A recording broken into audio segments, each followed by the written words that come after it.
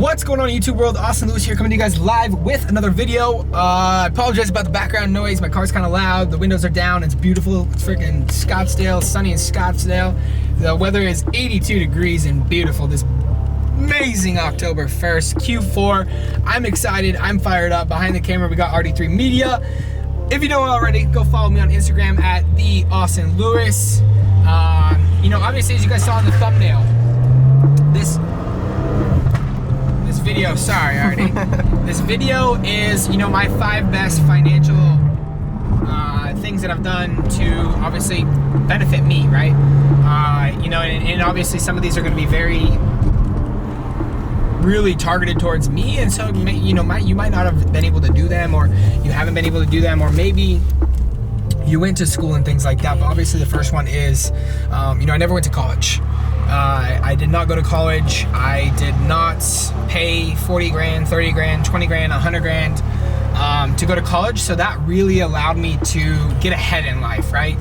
To not start with that added debt that most people have, to be able to, everything I made from high school on, I was able to obviously count that as technically profit, right? Rather than starting into, $100,000 loan, or $80,000 or $40,000 or $20,000 or $10,000 loan, right? So obviously, my biggest, advice to somebody is I don't want to say not go to college unless you're going to be a doctor or a lawyer or something along those lines, but if you're just going to go to be an entrepreneur, I wouldn't go to college.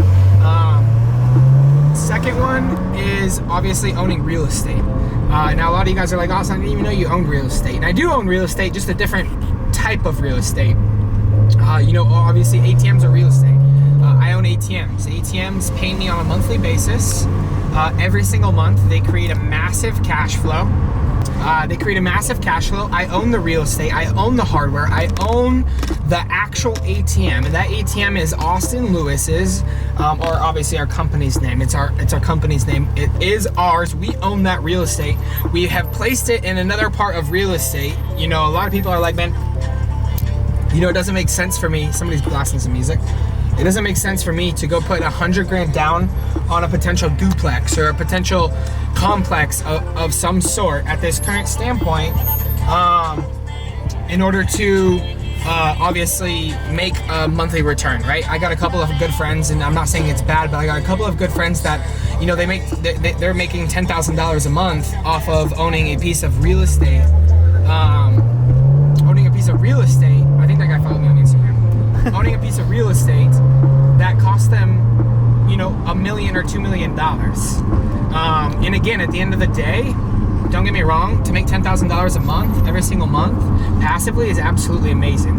But if you can do it with a lot less money, where obviously us, through the ATM business, we're able to take 10 grand and make 3 to 5 grand a month off that every single month, we have 3 ATM machines that pay us a little over 5 grand a month.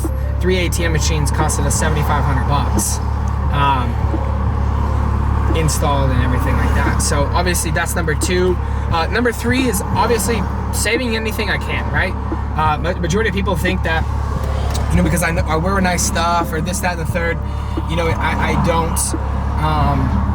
don't save, right? At the end of the day, I am the cheapest bastard. I'm the cheapest person when it comes to anything. You know what I mean? Like however I can get my coffee the cheapest, I get my coffee the cheapest. However yes, I have a couple pairs of Louis Vuitton shoes. I have a couple pairs of Gucci shoes. I have custom stuff.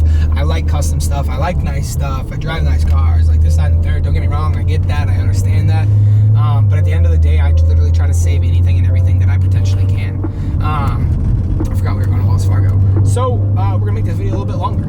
And so obviously, saving everything I can. You know what I mean? I know there's some people have some sort of rules or something rather another of, save 20% of your income, or 80% of your income, or 60% or 50% or something like that.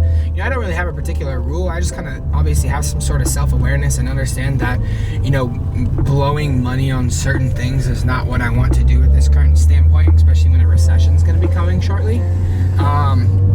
I want to be able to save every single dollar, all the amount of money that I can personally save.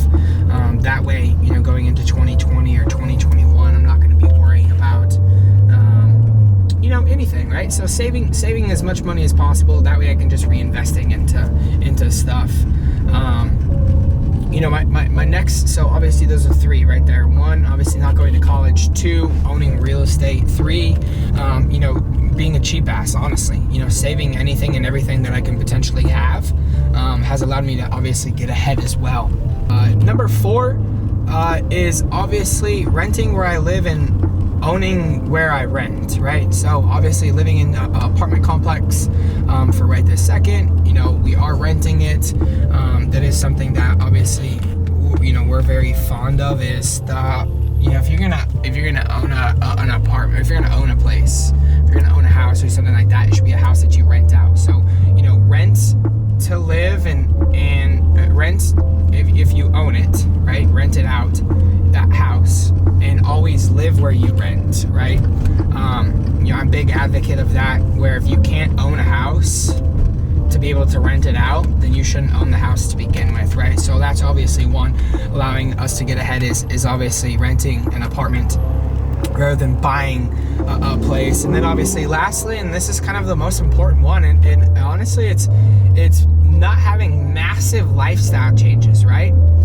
So many people think that, you know, if they make 5 extra grand, 10 extra grand, they can afford that much nicer of a car. They can afford that much nicer of clothes. They can afford that much nicer of an apartment. They can afford that much nicer of an office. They can afford that much nicer of a house. They can afford that much nicer of a phone, that much more nicer of a watch, that much more nicer of, you know, their lifestyle. And you know, what's good doesn't last forever, right? And everything's always changing, especially with the times that we're in right now.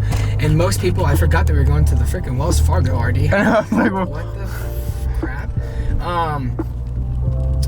You know, in understanding that and realizing that, right? You know what I mean? As you make more money, that doesn't mean you to spend more money. You know what I mean? It just means you try to save more money. You know what I mean? Try to withdraw the money that you keep pushing out. You know, most people, they do the wrong things. And then obviously, so for obviously the people that make 100 grand their first year, I see this so many times. They make 100 grand their first year. Sorry, we're in a parking garage. They make 100 grand their first year. They spend 90 grand of it. They spend 90 grand of it, call themselves a 6-figure earner, and they have 10 grand to their freaking name. Yet they still haven't even paid taxes yet. Like, how, none of that all makes any amount of sense to me. And so, you know, obviously as we grow in businesses, as you grow in businesses, not scraping my rim for a second time, as you grow in businesses and such, sport mode, you know, just realize and understand, at the end of the day, you don't need to increase what it is that you spend as you make more money. Most people get that wrong impression. They you know, most $100,000 a year earners live like they are making $1 million a month. You know what I mean? And just remember that. Just understand that. So obviously the 5 tips I got for you guys: 1, not going to college. 2, owning real estate. 3, saving anything and everything, always consistently, saving my money, packing away my money, saving the money, saving the money, saving the money. 4, obviously renting an apartment rather than buying something.